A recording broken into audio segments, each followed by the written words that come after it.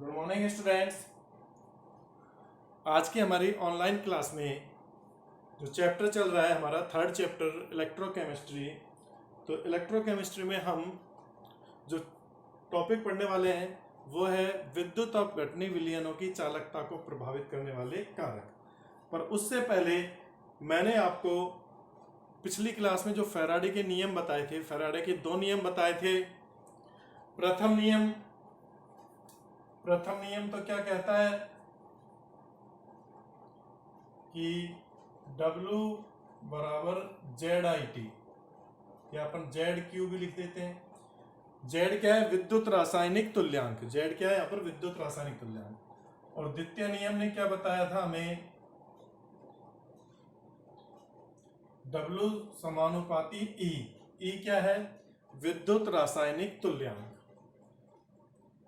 प्रथम नियम के अनुसार तो विद्युत अपघटनी सेल में इलेक्ट्रोडों पर निक्षेपित होने वाले पदार्थ की मात्रा उसमें प्रवाहित आवेश के समानुपाती होती है।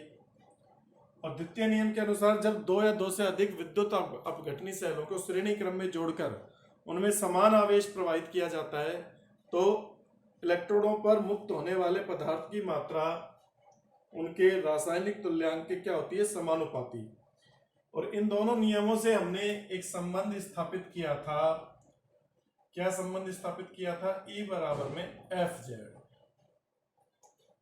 या Z बराबर में E/F, ये संबंध अपन ने स्थापित किया था। अब इसके ऊपर क्वेश्चन थे, मैं एक क्वेश्चन मैंने करा दिया था और क्वेश्चन देखिए आप। एक तो न्यूमेरिकल और करते हैं इसके। ये फैराडे के नियम है, इंपॉर्टेंट है, आपको ध्यान में रखने हैं फैराडे के नियम। क्वेश्चन है CuSO4 के विलयन में, CuSO4 के विलयन में 2 एम्पियर की धारा 1 घंटे 20 मिनट तक प्रवाहित करने पर 2 एम्पियर की धारा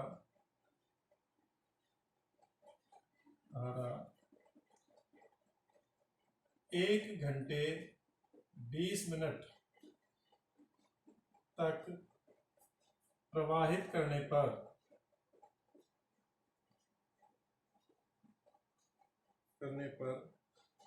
कैथोड पर जमा होने वाले तांबे का भार ज्ञात करो। कैथोड पर जमा होने वाले तांबे का भार ज्ञात करो।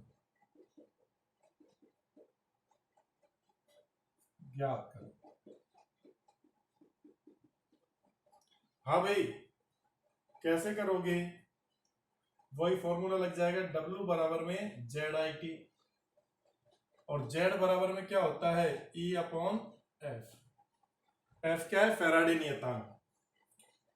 W बराबर में इसकी जगह E/F into I into T।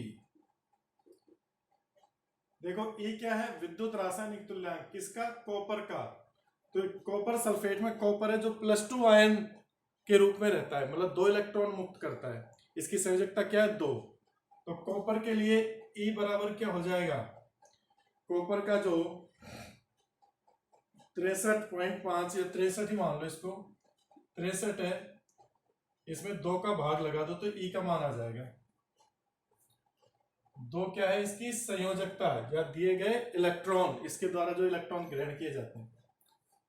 63/2 Faraday 96,500 होता है। I 2 ampere. टाइम 1 घंटे 20 मिनट है, तो अपन को इसको सेकंड में बदलना पड़ेगा। 1 घंटे में कितनी होती है? 60 मिनट, और 60 और 20 80 मिनट है। 80 को 60 से गुणा करो, 80 इंटू 60,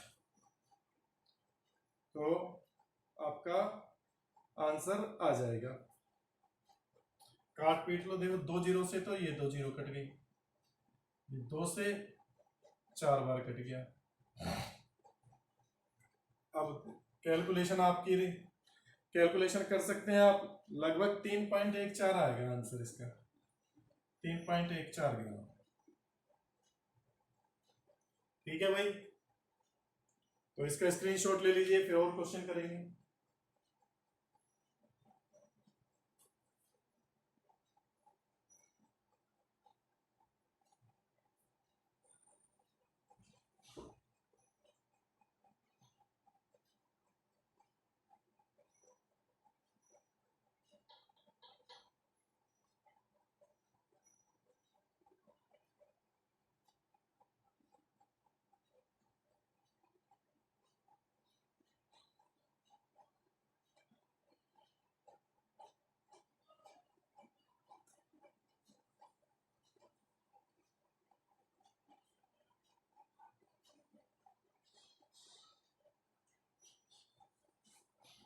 हाँ, अगला क्वेश्चन देखिए भाई।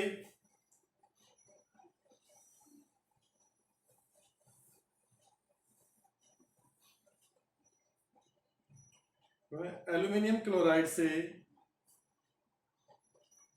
AlCl3 से 40 ग्राम एल्यूमिनियम प्राप्त करने 40 ग्राम एल्यूमिनियम प्राप्त करने के लिए कितने कूलाम आवेश की आवश्यकता होगी? कितने कूलाम आवेश की आवश्यकता होगी, ये आपका क्या है क्वेश्चन है। चार्ज बताना है। तो हमें पता है प्रथम नियम से W बराबर में ZQ, W बराबर में ZQ, लेकिन Z का मान अपने पास नहीं है। Z का मान Z बराबर क्या होता है E/F। और एल्यूमिनियम के लिए E का मान ज्ञात करो आप। E क्या है? तुल्यांकी भार। तुल्यांकी भार क्या होता है? परमाणु भार अपन संयोजकता। तो एल्यूमिनियम का परमाणु भार कितना होता है? 27। 13वें नंबर पर है ना, तो 27।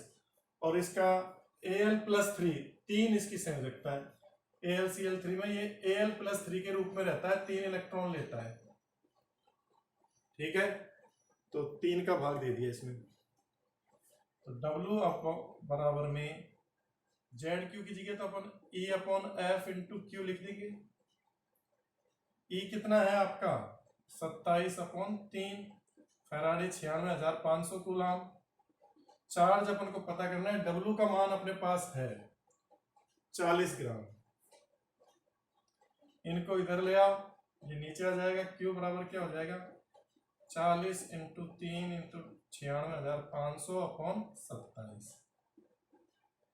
3 नाम 27, 9 एकम 9, 9 7 63। फिर भी वो रहेगा। कैलकुलेशन आप कर लीजिए, लगभग ये आएगा 424600। बोला इतना कूलाम चार्ज चाहिए, ठीक है, इतना करें।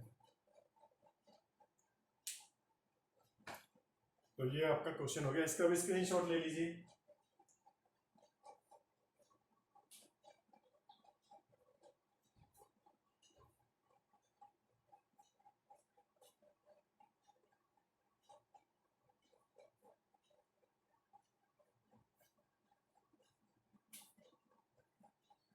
इसके बाद देखिए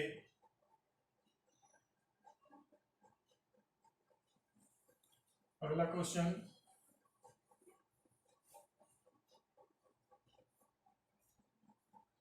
दस ग्राम सोडियम प्राप्त करने के लिए NaCl के विलयन में कितने समय तक 20 एम्पीयर की धारा प्रवाहित की जाएगी? 10 ग्राम सोडियम प्राप्त करने के लिए ये NaCl के विलयन में कितने समय तक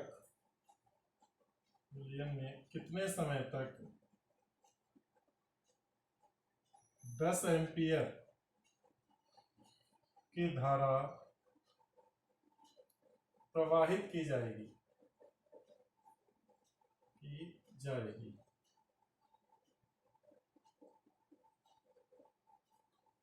हाँ भाई, क्या करेंगे इसके लिए? वही फॉर्मूला W बराबर में ZIT। जेड का आपको पता ही है, E/F into I into T. ये दे रखा है W 10 ग्राम। E सोडियम, सोडियम प्राप्त करना है। सोडियम के लिए क्या होता है? 23/1। क्योंकि सोडियम Na+ आयन के रूप में रहता है, का E क्या होगा? 23/1, 23/1, क्योंकि एक इलेक्ट्रॉन ग्रहण करता है, जितने इलेक्ट्रॉन ग्रहण करता है ताकता है वही उसकी सही रखता है। 96,500, I 20 एम्पियर, टाइम बताना है। इन सबको इधर ले आओ, या 1 0 से तो ये 1 0 कट गई, जिसको ले जाओ। T बराबर क्या हो जाएगा? 10 इंटू 96 50, ठीक है ना, और 23 दूनी 46, ये नीचे आ जाएगा। इसको आप सोल्व करोगे तो लगभग ये आ जाना चाहिए 2097। टाइम है जो 2097 सेकेंड, 98 सेकेंड। राउंड फिगर में इतनी आ जाएगी, लगभग 2098। ठीक है भाई, तो ये आपके मैंने हर तरह के क्वेश्चन करा दिए हैं। एक ही फॉर्मूले पे किस तरह के क्वेश्चन बनते हैं वो हर तरह के क्वेश्चन कराए। वो क्या क्या पूछ सकता है? टाइम पूछ सकता है, धारा पूछ सकता है, या ग्राम में मात्रा पूछ सकता है। तो तीनों तरह के क्वेश्चन आपके सोल्व करवा दिए। अब देखिए आगे,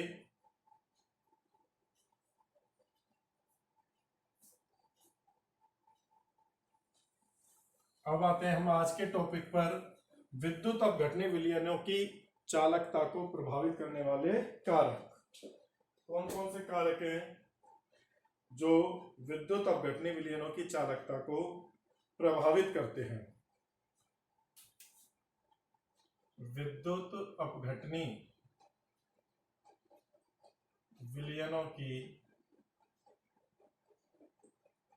चालकता को प्रभावित करने वाले कारक।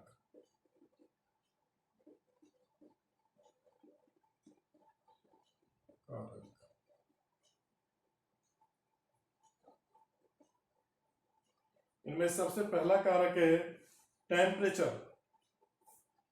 ताप। हाँ भाई, ताप। किसी विद्युत अपघटनीय विलयन को आप गर्म करोगे, उसका ताप बढ़ाओगे तो चालकता बढ़ेगी या घटेगी? तो देखो, इसके लिए आपको पता है, जैसे ही आप गर्म करोगे तो आयनों की गतिशीलता बढ़ जाएगी, और आयनों की गतिशीलता बढ़ जाएगी तो चालकता का मान भी अपने आप बढ़ जाएगा। तो ताप बढ़ाने पर आयनों की गतिशीलता बढ़ जाती है। आयनों की गतिशीलता बढ़ जाती है, अतः चालकता भी बढ़ेगी। चालकता क्या होगा? बढ़ेगी। और आयनन की मात्रा भी बढ़ जाती है। देखो, ताप दे रहे हो, ऊर्जा दे रहे हो, तो जो आपके विद्युत अपघट्य के विपरीत आवेशित आयन एक दूसरे से जुड़े रहते हैं, वो उनके बीच का आकर्षण बल खत्म हो जाएगा, वो दूर दूर हो जाएंगे। तो वो भी रीजन है, दोनों रीजन है। ताप बढ़ाने पर आयनों की गतिशीलता बढ़ती है, इसलिए भी चालकता बढ़ जाती है, और ताप बढ़ाने पर आयनन की मात्रा बढ़ती है। आयनन की मात्रा, वियोजन की मात्रा बढ़ती है, इसलिए भी चालकता बढ़ेगी। तो किसी विद्युत अपघटनीय विलयन का ताप परिवर्तित करोगे, बढ़ाओगे तो बढ़ेगी, और घटाओगे तो चालकता घट जाएगी। दूसरा आता है विलायक की प्रकृति एवं श्यानता। दूसरा जो कारक है,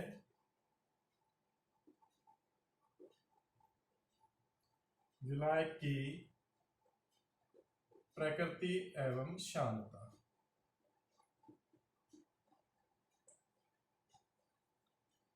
ये विलायक व विलय जो विद्युत अपघट्य उनके बीच अन्योन्य क्रियाओं पर आधारित है। अगर विलायक की अन्योन्य क्रियाओं पर आधारित है, क्रिया पर आधारित है, मतलब अगर विलायक विलय से क्रिया करेगा, उसको अपने अंदर घोल लेगा, तो उसकी श्यानता में वृद्धि हो जाएगी, गाढ़ा विलयन बन जाएगा। गाढ़ा विलयन बनेगा, सांद्रता अधिक रहेगी आयनों की, तो वो आयन गति नहीं कर पाएंगे। उसमें आयनों की गति के लिए आपका विलायक कैसा होना चाहिए? तनु होना चाहिए, विलयन है जो आपका गाढ़ा नहीं होना चाहिए। तो श्यानता बढ़ने पर, विलायक की श्यानता में वृद्धि होने पर आयनों की गतिशीलता कम हो जाएगी, आयनों की गतिशीलता कम हो जाती है, अतः चालकता भी कम होगी। आप श्यानता बढ़ाओगे तो चालकता का मान क्या हो जाएगा? कम हो जाएगा। तीसरा है आयनों का विलायकीकरण।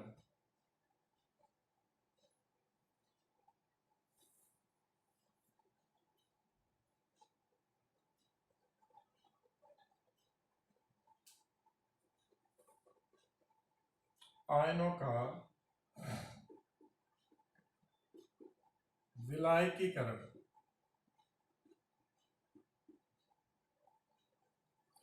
ये विलय विलायक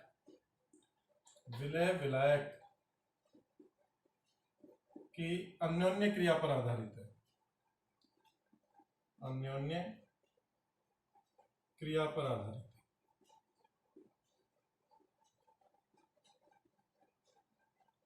विलय और विलायक की अन्योन्य क्रिया पर आधारित है। अगर विलय और विलायक के बीच आकर्षण बल होगा तो जो विलय के आयन है वो उच्च विलायकीकृत हो जाते हैं, और इसके कारण विद्युत चालकता भी क्या हो जाती है? घट जाती है।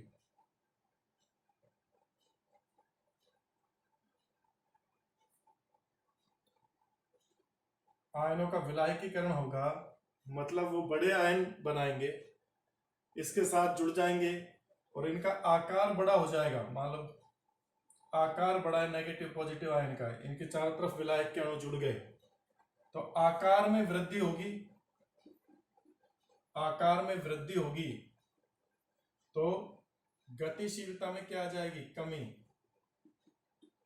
गतिशीलता में कमी आएगी और इसके कारण चालकता घट जाएगी। भाई आयन के चारों तरफ जल के अणु जुड़ गए तो उसका आकार बढ़ेगा, आकार बढ़ेगा तो आयनों की गतिशीलता क्या हो जाएगी? कम हो जाएगी। तो ये आयनों का विलायकीकरण ज्यादा होगा, मतलब विलायक से ज्यादा जुड़ेंगे तो भी चालकता में क्या आ जाएगी? कमी आ जाएगी। ये 3 फैक्टर है, और देखिए बाकी के 2 फैक्टर है, इसका स्क्रीनशॉट ले लीजिए।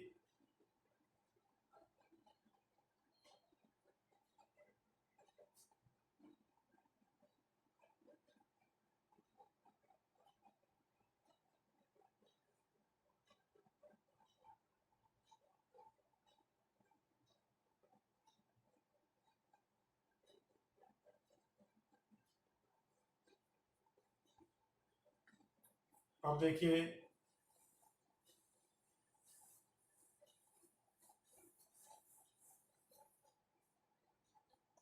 अगला है आपका अंतर आयनी आकर्षण। चौथा फैक्टर है अंतर आयनी आकर्षण।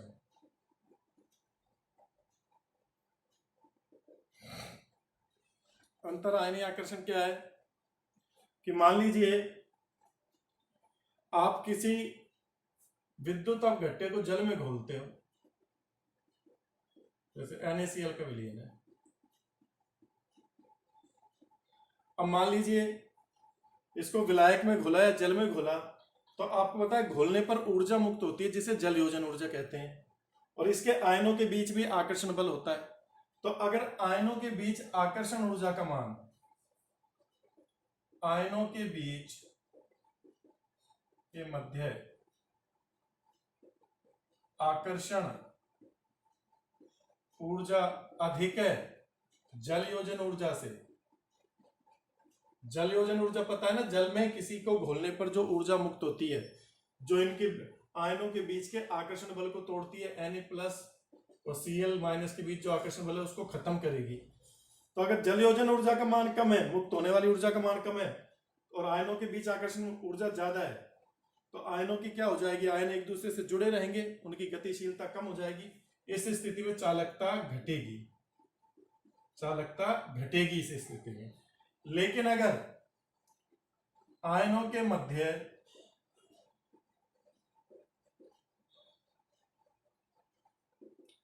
मध्य आकर्षण ऊर्जा कम है जलयोजन ऊर्जा से,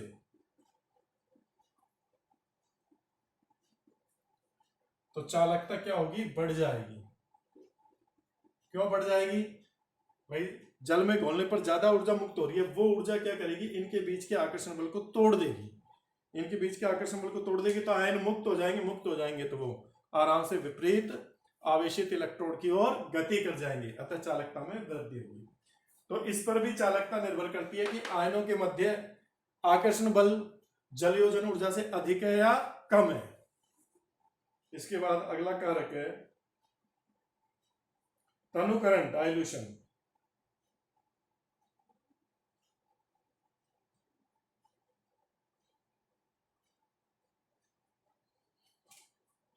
पांचवा है तनुकरण, डाइल्यूशन। आप विद्युत अपघट्य विलयन की तनुता को बढ़ाओगे, तो उसके आयनन की मात्रा भी बढ़ेगी, क्योंकि आयनों के मध्य आकर्षण बल क्या हो जाएगा, कम हो जाएगा, जलयोजन ऊर्जा का मान अधिक हो जाएगा। तनुता बढ़ाने पर आयनों का आकर्षण बल घटेगा, आकर्षण बल घट जाएगा। अब आकर्षण बल घटेगा तो चालकता में क्या हो जाएगी, वृद्धि हो जाएगी, विद्युत चालकता बढ़ जाएगी। और लास्ट आता है सांद्रता। तो देखो तनुता का उल्टा ही सांद्रता होता है, सांद्रता बढ़ाने पर, सांद्रता आप विद्युत अपघट्य की सांद्रता बढ़ा रहे हो, सांद्रता बढ़ाओगे तो आयनों के बीच आकर्षण बल बढ़ेगा, आयनों के मध्य आकर्षण बल बढ़ेगा और चालकता घटेगी, चालकता घट जाएगी। तो ये 6 कारक हैं जो कि विद्युत अपघटनी विलयन की चालकता को प्रभावित करते हैं। ठीक है भाई, कल हम इसके जो आपके विद्युत अपघटनी सेल है, विद्युत अपघटनी सेल के विलयनों की चालकत्व के बारे में पढ़ेंगे। फिजिक्स में जो आपने सर ने अगर आपको पढ़ा दिया है चालकता, प्रतिरोध, प्रतिरोधकता, चालकता, स्पेसिफिक विशिष्ट चालकता, मोलर चालकता, इन सब चालकताओं के बारे में कल हम अगली क्लास में इसका अध्ययन करेंगे। जो अपना टॉपिक रहेगा वो चालकता पर आधारित रहेगा। छोटी क्लासों में भी आपने पढ़ा है चालकता और प्रतिरोध के बारे में। ओम के नियम, ये भी ओम के नियम का पालन करते हैं। जो आपके विद्युत अपघटनी विलयन होते हैं, विद्युत अपघटनी विलयन भी धात्विक चालकों की तरह, धात्विक चालकों की तरह ओम के नियम का पालन करते हैं, का पालन करते हैं। ओम का नियम क्या था, V बराबर में आई आर, या R बराबर में V अपॉन आई। ये वोल्ट, ये एम्पियर, वोल्ट अपॉन एम्पियर ओम। तो ये ओम का नियम था कि निश्चित ताप पर किसी चालक तार में प्रवाहित धारा उसके सिरों पर उत्पन्न विभवांतर के समानुपाती होती है। V समानुपाती आई। R क्या है, प्रतिरोध है, समानुपाती स्थिरांक जिसे प्रतिरोध कहते हैं, इसका मात्रक क्या है, ओम। तो कल इसी पर आधारित जो डेफिनेशन है, कुछ डेफिनेशंस हैं विद्युत अपघटनी विलयन की, उनके बारे में हम पढ़ेंगे। ठीक है, तब तक के लिए बाय।